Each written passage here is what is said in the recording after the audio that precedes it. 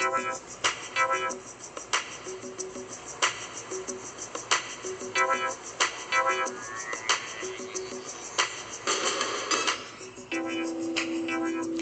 are listening to Purpose PR Agency Radio, where I connect you with celebrities, media personalities, motivational speakers, CEOs, and inspirational authors. Each guest on the podcast episode is here to give you amazing jewels and help take your brand to the next level. So sit back, relax, and enjoy this amazing podcast episode. And I'm your host, Purposeful Porsha.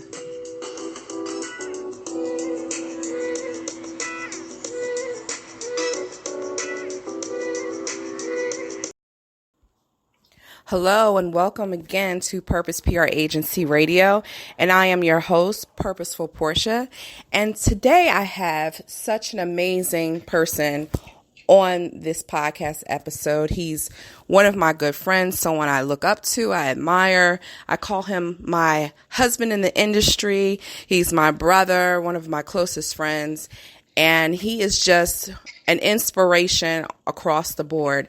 And his name is Antoine Johnson. He's a publicist. He's over reality TV. He has reality TV stars who are his clients, as well as fashion. And he himself is a model and secretly sings, but doesn't want to talk about that. But I may accidentally on purpose put him on the spot and he's going to tell me no.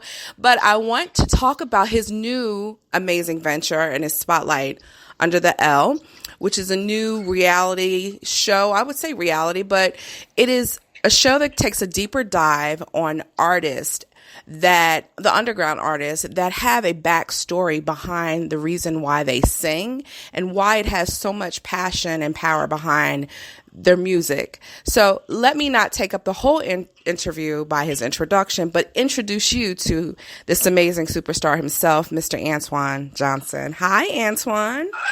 Porsche, that was like an amazing intro. Well, it was the truth. You made me drop my poles and stuff. Well, for those who are listening and you can hear like sound in the background, he's never ending, never stop working. In the middle of this interview, he's actually preparing for, his show. Right, exactly. Yeah. Exactly. But it's good. I love you and I respect you so much, and just being with you on this it's amazing. So, you know me, I'm all about let's get it done. That's right. And no procrastination. He is definitely my accountability partner. So I love him for that. So let's jump right into it. I mean, sure. Aside from all the things that you're doing, because, he's so handsome. He's so beautiful inside and out.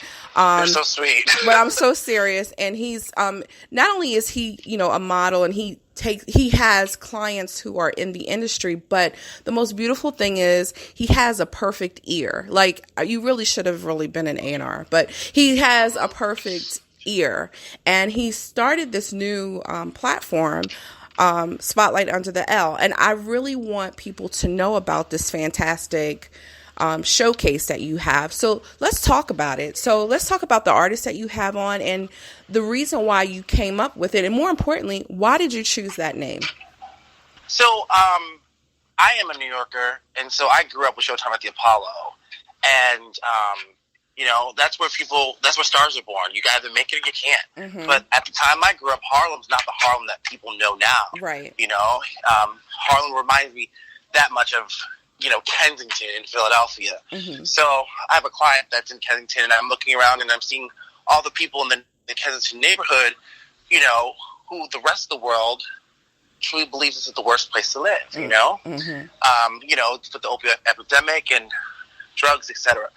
So this was an opportunity for me to create something and make it have a positive spin for this neighborhood that maybe will come back and revitalize the neighborhood, kind of like what happened in Harlem, in New York. So that's what this really came about. So I wanted to find talented people who had a story, like a real story. Because whenever you start a TV show, people watch for the story. And we found some pretty amazing, wonderful people, mm-hmm. whether it was, I've been incarcerated multiple times, to I'm homeless with my children, to I was the darkest one in my family, and people tease me, and colorism is a real thing. Yes, it is. Or, you know, my parents didn't raise me. They didn't say they didn't love me. They just didn't raise me. And so we saw a lot of those stories, and that particular ugliness is part of the reason why this neighborhood in Kensington under the L didn't thrive or doesn't thrive, you know, because they're forgotten. There's an opportunity to have these women, because we did the first season, all women, all black women, and production, cast, crew, and everything were all black and brown people. So this was also an opportunity to say that this is possible. So. Yeah, you know, me growing up in not too far from you, over the bridge in North Jersey, East Orange, I can say the same thing. Like, if I go back up there now, because I, you know, everyone knows now I relocated, but it's not the same place. But there's so many people, great people, who have come out of East Orange and, you know, have thrived in the music industry, but have such a heavy backstory that has, you know, push their talent to a whole different level. And listening to you talk about, you know, the dark-skinned person, or the person who was raised or knew their family, but they weren't really raised by them, those trauma episodes absolutely put your craft to a higher apex, because now you're telling someone else's story. You're not the only one that goes through it, but you have the talent to translate someone else's pain.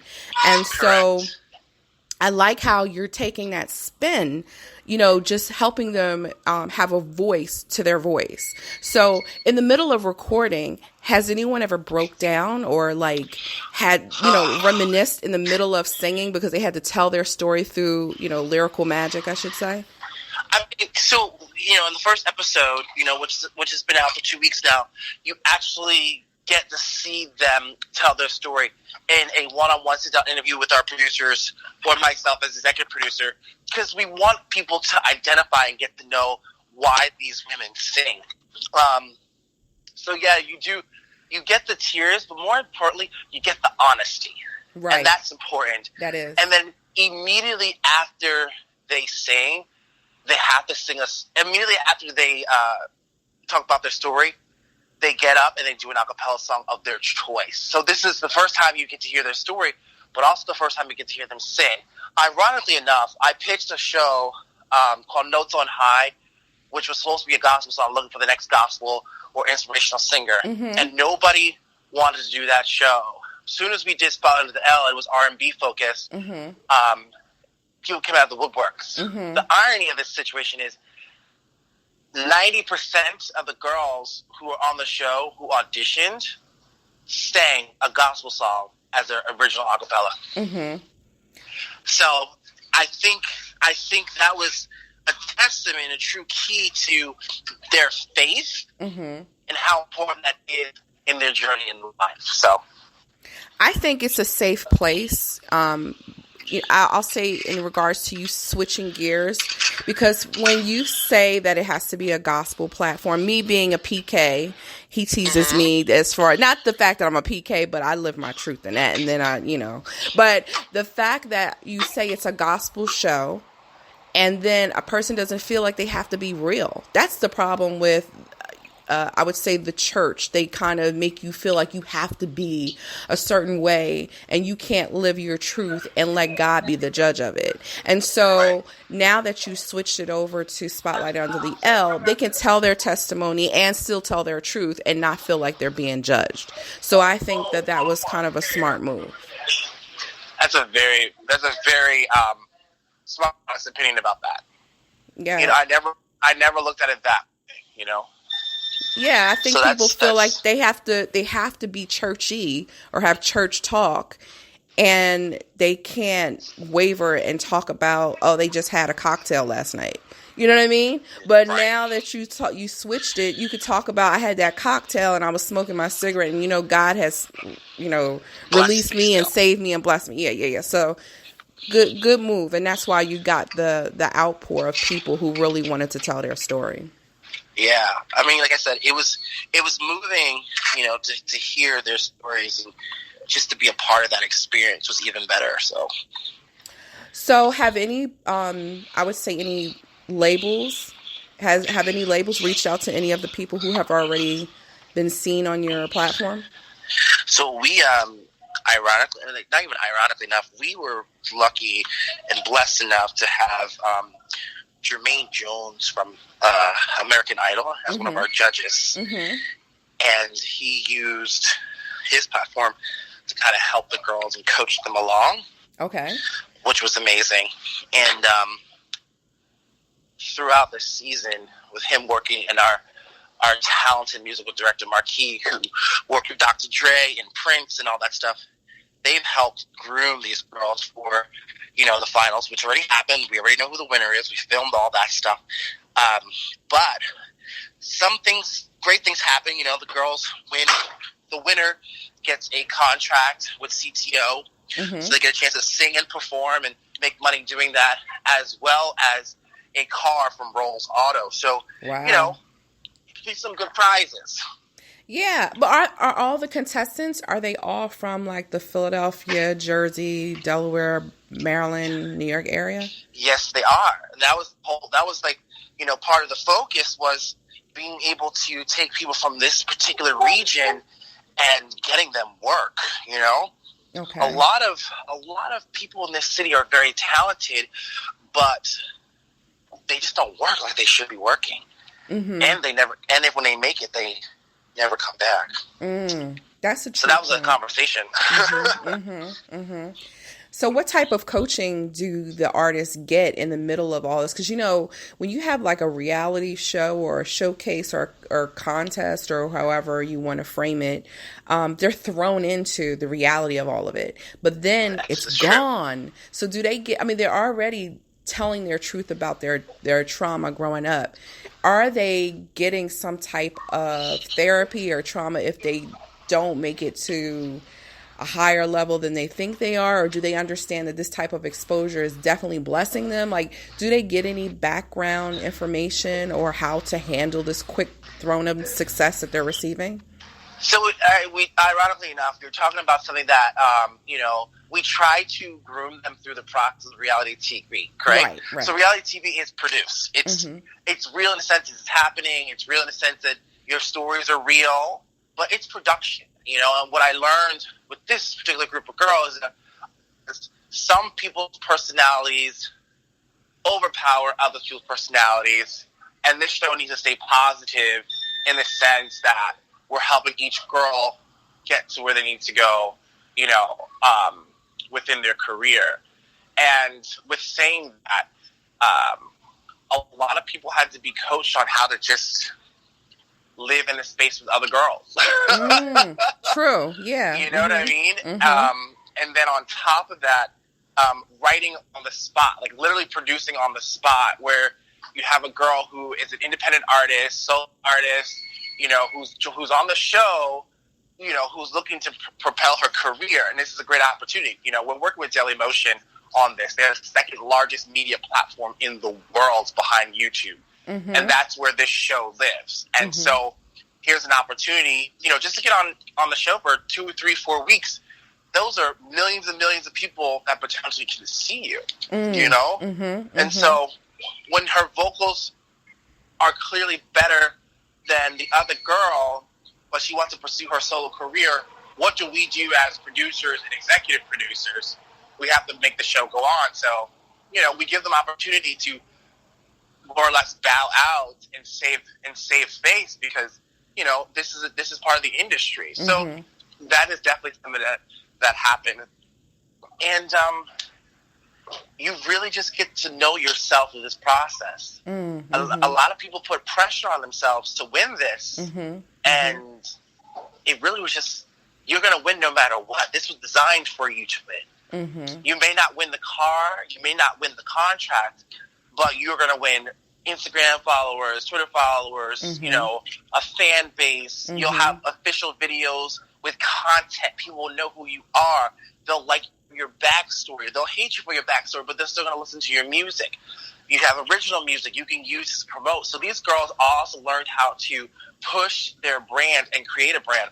Some of them never had Instagram before. Now they have Instagram accounts. Some of them didn't even know what Daily Motion was. Now they're going to have their own platform. Some never been to New York a day in their life, and now they've been in New York. So there were some real experiences that have happened through this process. Wow. And so I have a question for you, just to kind of channel back a little bit, but Please. Stay kind of on the same subject at hand, because you had clients, as a publicist, who were in reality TV. And then on the flip side, you were, executive producer of reality TV. And then on the other side, you starred in your own reality TV show. What is the major difference in working with artists that are in this platform on a reality segment or a reality show versus independent artists who don't get that opportunity? What do you see different in their personality and in their drive? So here's the thing. Because of my relationship with a lot of the reality TV stars that we represent, we understand the dynamics of reality TV and how it's made. But also being in a reality show of my own, but also Mom Wives for 2 seasons and working with Mama Jones from Love and Hip Hop and having those background, you learn how to produce reality TV. And so I can guide these girls based upon what I think they're going to do, you know what I mean, to create good television and good content. The difference between these girls and the ones that you see on, your WeTV or your VH1 is this is about their life. And more raw footage, yeah. More raw footage. And they're not doing this for the drama. They're doing this for survival. And there is a big difference between clickbait and I need this for my kids. And I need this to catapult me, And I think that is very, very important and a distinct difference between the two. Yeah. And you use the perfect word, catapulting them to the next level. People don't even realize the difference in hunger. And I just wanted to see how they responded to the opportunity is really what the base of the question is. Do they fall in line and be hypnotized by the fact that they're on reality TV, or do they stay focused and say, I need this to get out of where I'm at so I can get to where I gotta go? So, yeah. There's a combination of the two, because you don't really know that it's happening until you actually see it. And a lot of people have been scammed by so many folks prior to meeting me. And that's all my career. They have been scammed, okay? And so they're like, okay, I'm going to do this, but I'm sure nothing's going to come out of it. I'm not going to win this car. I'm not going to get this contract.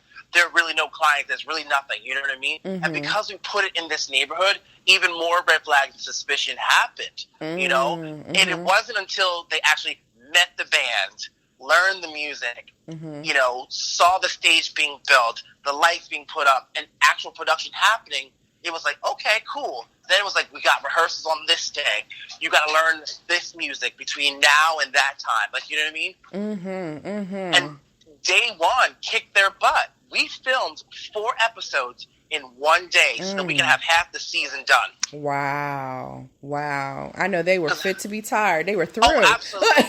Because at that point, you don't know who's going to stay on for which episode, who's getting kicked off first. You don't know those things. Right. Until you're like, this is where we are, Right. And then you got to pair it so you get good television.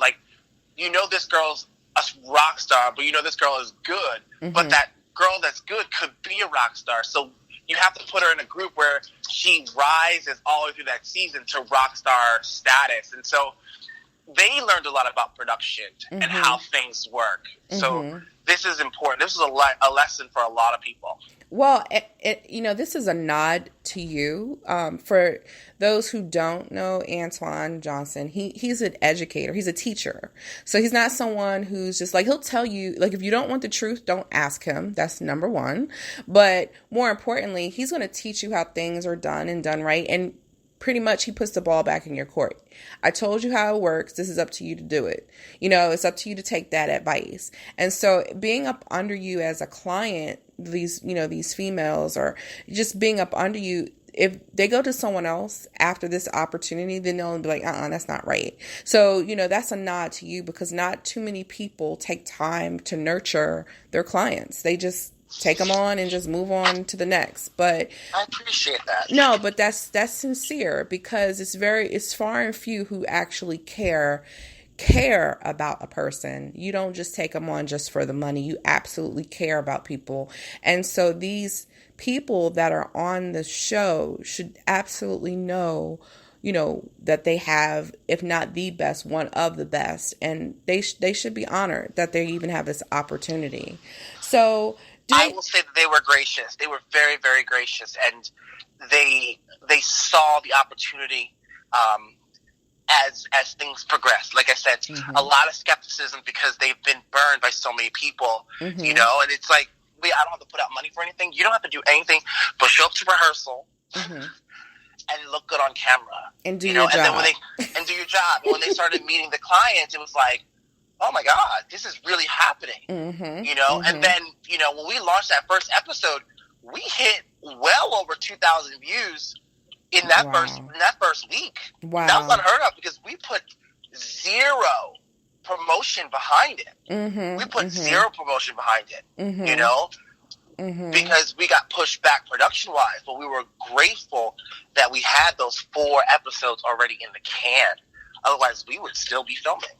Do they already have, their own fans already? So, yes, and because Daily Motion is an international platform, we found that, the second highest in viewership was in India. Wow. Yeah. They have fans, they have followers, because when we got to New York, there were some people that came to the finale, when we announced the winner, I follow you on social media, I really loved you throughout this season, for what I saw, on the Instagram promoting. So, yeah, they have fans. They have lots of fans. You know what it reminds me of? Because I'm a big fan of, Colors. It comes on YouTube, and you hear all of the singers from the UK. It kind of reminds me of that, because I am such a big, music buff. I just love music. Doesn't matter, color, gender, race. It doesn't even matter to me. It's just, if you can sing, I'm a fan. And so following that, it was I had built up all of my playlists and Instagram, I'm following them just because I started following that platform. So I can understand, these people don't know me, of course, from a can of paint, but they don't realize certain social media outlets, or I should say media outlets, like the one that your Daily Motion utilizing, it brings people across the world to these people. And yes, I absolutely love it. I will put out to you, I would love to interview the people that are on your show. I would love that. I would love to take the opportunity. I would love for that to happen, because they have worked so hard at making this possible for themselves, not for me and the show, but for themselves, and that's important. We were fortunate enough to have a house band, and that house band rocks. I heard them; they're bomb. They are I'm just mind you, everyone's still in high school. The band is everyone's still in high school, so we had an opportunity to not just have a great band, but have a great young band who was doing TV interviews and was going on the Q and Fox and CBS, and then they're doing festival after festival, and so to see that happen is just great. And part of the deal that we did was, I will represent you and be your publicist, and I will make sure that your numbers go up and you're going to be very, very popular. And in return, you become the house band for the show, which is a win-win, because also the show is now verified on the Daily Motion platform, and they push our content. So this has been a win for a lot of people. It sure has. It's been a win for people who are spectating, listening, and following, because it's just so good. It's so fresh and so new. After a while, you get tired of watching the same old. But this is good. It does take you back, like you said earlier in the beginning of the podcast, to Showtime at the Apollo, where we grew up. Yes, we grew up in the era, girl. We grew up with Sandman for real, not with the real boo get off the stage. Yep. Yes. So this is a really, really good, feel good moment. I'm super, super proud of you. So do me a favor. Tell everyone who's listening how to follow not only you, but follow the show and give all the deets and the information. Sure. So you can follow me on Twitter, Instagram, at House of Talent PA, at House of Talent PA, all one word. The show is Spotlight Under the L, so it's at Spotlight Under the L. You can watch full episodes and just your favorite clips on spotlightundertheL.com or the medium of Daily Motion at dailymotion.com/spotlight under the L. And one thing that I want to note is the difference, because people ask what's the difference between your show and the other show that you see, American Idol and all that stuff. The difference is, they had blind songs. They had to pick songs out of a hat from Philadelphia artists, not knowing some of the artists or the words. Right, that girl who sang Pink, she tore it up. I saw. Yes, she did. She never knew that song. She didn't know that song before she pulled it out of a hat. So that was always one of the things, and that's part of being a singer. You don't know the song. Well, here's the song right here. You got 5 minutes. Learn as you go on stage. You know what I mean? That's what we do. You know what I mean? And I thought that was very brave of them to accept those challenges, and at the same time, they were given songs that they had to do in groups, because when this contest, you get put in a group and the band. Like, that's your job, to sing with a full band and other people and do choreography. So they learned all that stuff. And the way they were eliminated was people in the bottom two, they had to stand on their own 2 feet with no band, no backup vocals, nothing, and sing a song a cappella of their choice. So they got a chance to sing whatever they wanted to. Some were a little iffy. Some were amazing. I will tell you, the season finale, the winner delivered probably one of the best a cappella songs I've ever heard in my entire lifetime. Wow, that's saying a lot. I've ever heard in my lifetime. That's saying a lot. Ever heard in my lifetime. Okay. Like, I will say this. All you had to do was pass the plate and I would have passed out. That's how good it was. It was that amazing. And I'm telling you, people in the audience responded like it was the coming of the Messiah. Wow. It was great. And I'm telling you, listeners, like, seriously, for him to say that's a lot. This was definitely that's a lot. Fantasia watch out moment. What? It was a Fantasia watch out moment. It was that amazing. Wow. Well, I can't wait to see it. Yeah. I mean, she sang it in the finale with the full band, and it was beautiful. It was great, and it's what pushed her over the hump. You know what I mean? Because she had a pretty upward season. But when she won, and oh my God, a cappella that song, oh my God, wow, that says a lot. Oh my, I was in a different space. Wow.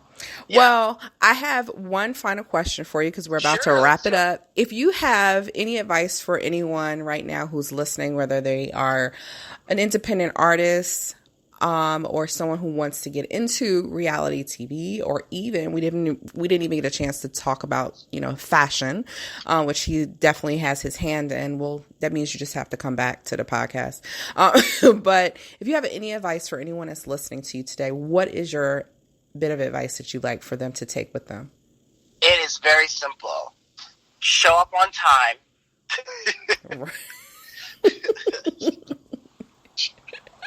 That's more than half of the battle.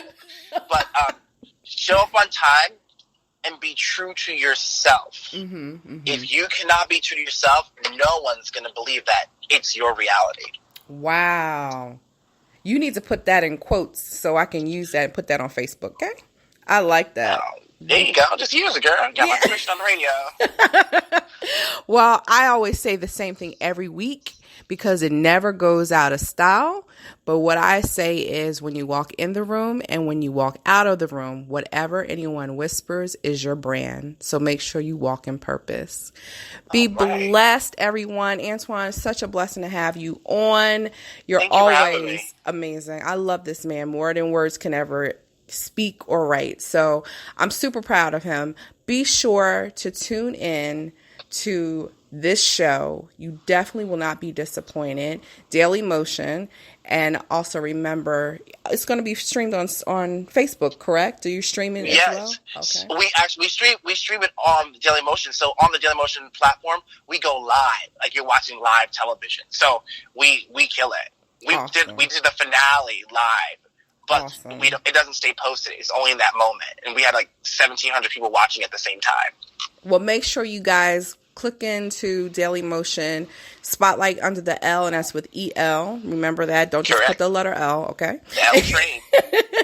And remember to keep this name in your mind and in your heart, Antoine Johnson. He's doing amazing things. So thank you again for tuning in to Purpose PR Agency Radio, and I'm your host, Purposeful Porsha. Tune in again next week. You never know who I'm going to have on that's going to drop amazing jewels. Take care. Be blessed. What another amazing episode this week. Thank you so much for joining us. And be sure to follow us on all of our social media platforms at Purpose PR Agency, Facebook, Instagram, and Twitter. Be sure to tune in next week at 7 o'clock. We look forward to connecting with you.